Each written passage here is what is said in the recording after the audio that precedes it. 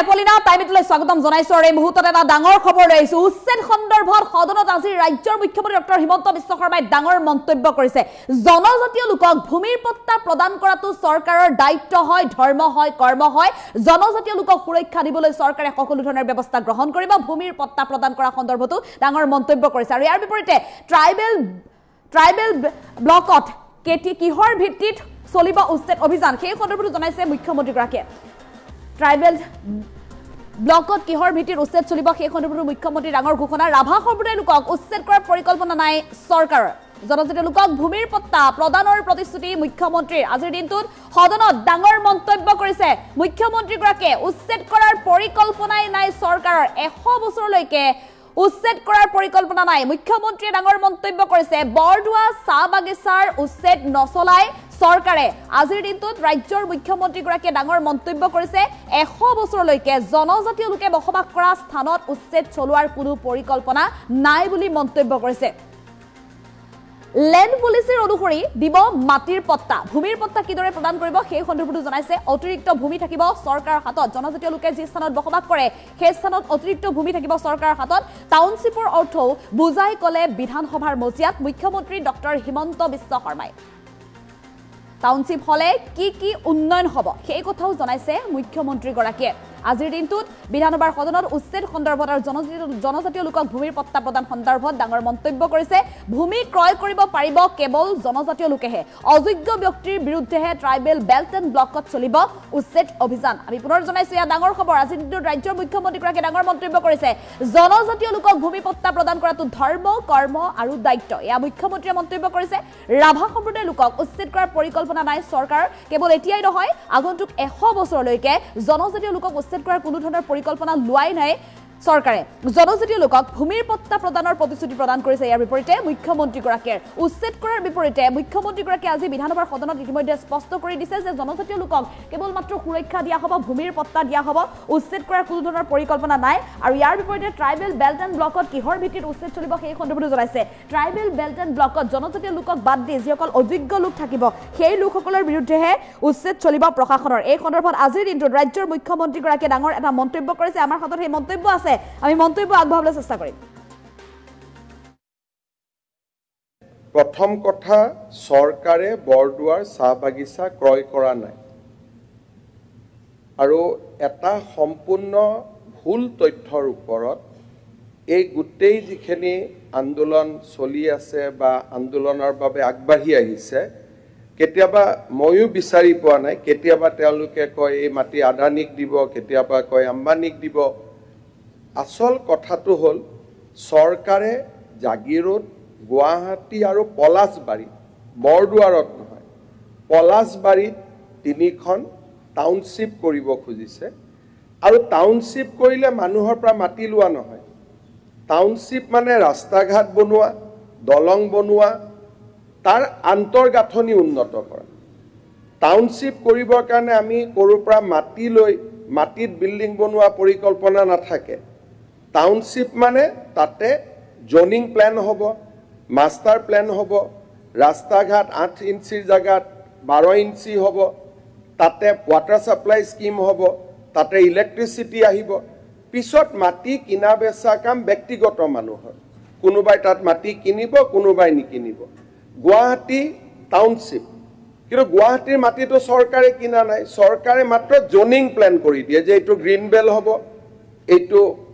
এটা tribal belt and block হ'ব এইটো কিবা হ'ব তাত গোটেইখিনি পলাশবাৰী খোৱালকুছি ব্ৰিজ কৰাৰ পিছত আৰু গুৱাহাটী বিমানবন্দৰখন আগবাঢ়ি যোৱাৰ পিছত পলাশবাৰী অঞ্চলটোৰ ডেভেলপমেণ্টৰ কাৰণে চৰকাৰে চেষ্টা কৰিছে এই চেষ্টাৰ প্ৰক্ৰিয়াৰ মাজত আমালৈকে এটা খবৰ আহে যে বৰদুৱাৰ চাহ বাগিচাখনত কিছু জনজাতীয় লোক বাস কৰি আছে তেতিয়া মই চৰকাৰক এটা প্ৰস্তাৱ দিলো যে এই বাগানৰ মাটিখিনি কিনি আমি মানুহখিনিক পট্টা দি দিব পাৰো নেকি আৰু ৰাভা সংঘৰ ইলেকশ্যন মিটিঙত মই তাকে উল্লেখ কৰি আহিলো যে বৰদুৱাৰ চাহ বাগিচাৰ মাটিখিনি কিনিম যিখিনি জনজাতীয় লোক তাতে বাস কৰি আছে তেওঁলোকক আমি পট্টা দিম আৰু অতিৰিক্ত মাটিখিনি গভৰ্ণমেণ্টে ভাল কামৰ কাৰণে ৰাখি থব যদি কিবা মাটি আছে ল্যান্ড পলিচিৰ বাহিৰত যদি কিবা মাটি আছে এই আন্দোলনটো ক'ৰ পৰা আহিলে কিয় হৈছে তাৰ কথাটো মই বুজি পোৱা নাই সেইকাৰণে মই জয়ন্ত মল্ল বৰুৱা ডাঙৰীয়াক মই ইমান অনুৰোধ কৰিলোঁ যে আপুনি ৰাইজক মাতি আনি সোধক যে কিয় আন্দোলন কৰি আছে কাৰণ না আমি এভিকশ্যন কৰিম জনজাতীয় লোকক এভিকশ্যন নকৰাটো আমাৰ চৰকাৰৰ ধৰ্ম কৰ্ম এইটো দায়িত্ব আমিতো কৰিয়ে আছোঁ আমিতো আজিলৈকে 5 বছৰটো কোনো এজন জনজাতীয় লোকৰ কোনো ট্ৰাইবেল বেল্ট এণ্ড ব্লকৰ কথা বাদ দিয়ক কোনো গাঁৱত আমিতো কেতিয়াও এভিকশ্যন কৰা নাই আজি কংগ্ৰেছ দলে এছামে এই আন্দোলনটোৰ লগত লাগি আছে মই ভাল পাইছোঁ বাট প্ৰিন্সিপল এটা হ'ব লাগিব ট্ৰাইবেল বেল্ট এণ্ড ব্লক যদি সংৰক্ষণৰ কাৰণে তেওঁলোকে মাত মাতে তে গোৱালপাৰা জিলাৰ গোটেইকেইটা ট্ৰাইবেল বেল্ট এণ্ড ব্লকৰ কাৰণে তেওঁলোকে মাত মাতিব লাগিব কাৰণ আমাৰ আটাইতকৈ কষ্ট হৈছে গোৱালপাৰা জিলাত ট্ৰাইবেল বেল্ট এণ্ড ব্লকত হোৱা অবাধ অনুপ্ৰৱেশ পলাশবাৰীত ষ্টেণ্ড এটা হ'ব আৰু গোৱালপাৰাত গৈ পেলাই ৰাক্ষসিনী পাহাৰত ষ্টেণ্ড এটা হ'ব দুটা ষ্টেণ্ডটোতো হ'ব নোৱাৰে গতিকে কংগ্ৰেছ দলৰ যিসকল লোকে আন্দোলনটোৰ পিছত আছে মই ভাল পাইছোঁ এইকাৰণে মই কৰি থাকিব দিছোঁ কেইদিনমান যাতে লাহে লাহে লাহে বস্তুটো এষ্টাব্লিছ হৈ যায় যে ট্ৰাইবেল বেল্ট এণ্ড ব্লকত মানুহ সোমাব নোৱাৰে এই বিষয়টো যাতে এটা জনমানসত এষ্টাব্লিছ হৈ যায় আৰু সেই সুযোগ লৈ যাতে আমি বাকী ট্ৰাইবেল বেল্ট এণ্ড ব্লকবিলাকতো কচুতলিৰ দৰে এভিকশ্যন কৰিব পাৰোঁ তাৰ কাৰণে এই আন্দোলনটো কেইটামান দিন হৈ থকাটো মই বিচাৰিছোঁ আৰু কংগ্ৰেছৰ নেতাসকল তাত যোৱাটো মই বিচাৰিছোঁ তেওঁলোকে যোৱা আশা কৰি থাকক কাৰণ শেষত এটাই কথা যে যি জনজাতীয় লোক আছে যদি তেওঁলোকে আমাক কয় যে আপোনালোকে বাগানখন কিনি আমাক পট্টা দি দিয়ক তেওঁলোকৰ কাৰণে আমি মাটিখিনি কিনিব পাৰোঁ আৰু তেওঁলোকে যদি কয় যে নহয় আমি যেনেকৈ আছোঁ তেনেকৈ থাকক গভৰ্ণমেণ্ট সোমাব নালাগে আমি দূৰত থাকিম আমাৰ কোনো তাত কোনো অসুবিধাই নাই আৰু সেইকাৰণে না কাবাৰ ঘৰত এভিকশ্যন নটিচ গৈছে না কিবা চৰকাৰী প্ৰক্ৰিয়া মাত্ৰ মই ৰাভা হাছঙৰ ইলেকশ্যনত এটাই কথা কৈছিলোঁ দুধনৈত মোৰ এতিয়াও মনত আছে যে বৰদুৱাৰ বাগিচাৰ মাটিখিনি চৰকাৰে ক্ৰয় কৰি জনজাতীয় বানে ভাঙা মানুহখিনিক পট্টন দি অতিৰিক্ত মাটিখিনি যদি আমি ভাল কামত ব্যৱহাৰ কৰোঁ আমি কৰিম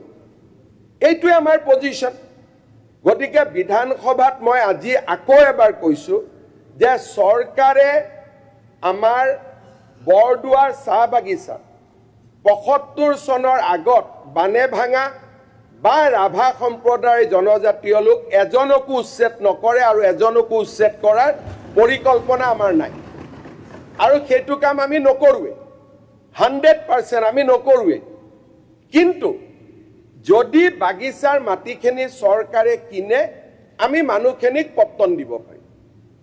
আৰু অতিৰিক্ত মানুহ মাটিখিনি আমাৰ লগত থাকিব তাত কিবা মেডিকেল হ'ব ইঞ্জিনিয়াৰিং হ'ব পলাশবাৰীত যথেষ্ট উন্নতি হৈ আছে তাৰ কামত ব্যৱহাৰ হ'ব যদি মানুহখিনি আমাক কয় যে নহয় আমি যেনেকৈ আছোঁ আমি তেনেকৈয়ে থাকিম না চৰকাৰে আমাক মাটি কিনি পট্টন দিব লাগে বা দিব নালাগে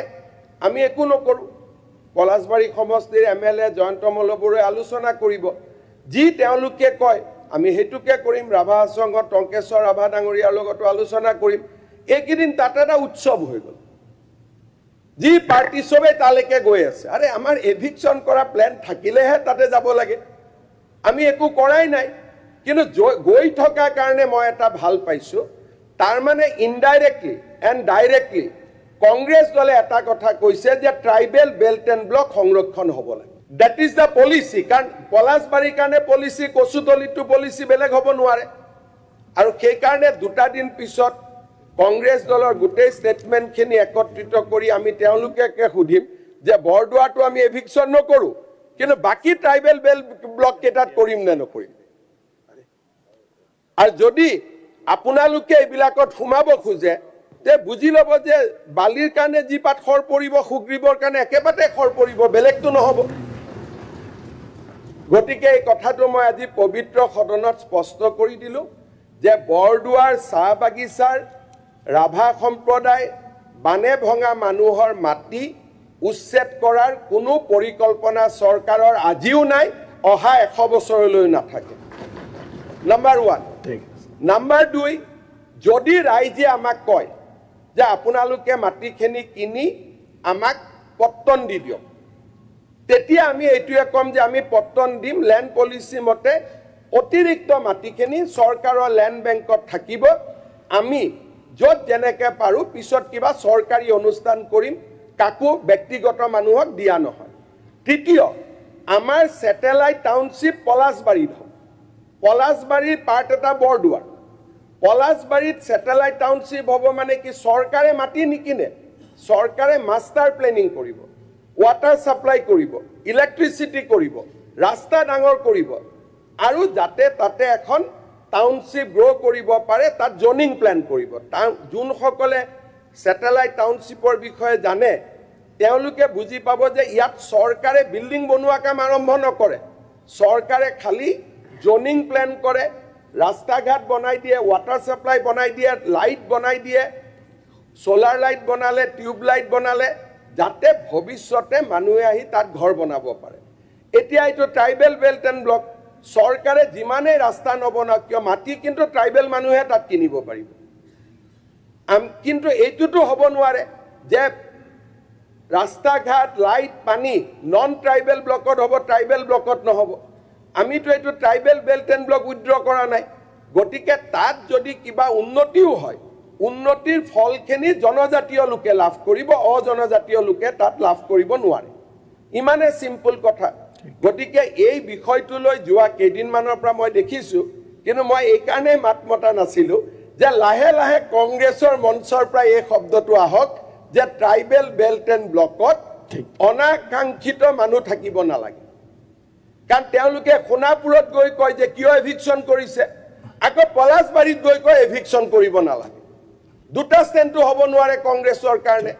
গতিকে কংগ্ৰেছে এনেকৈ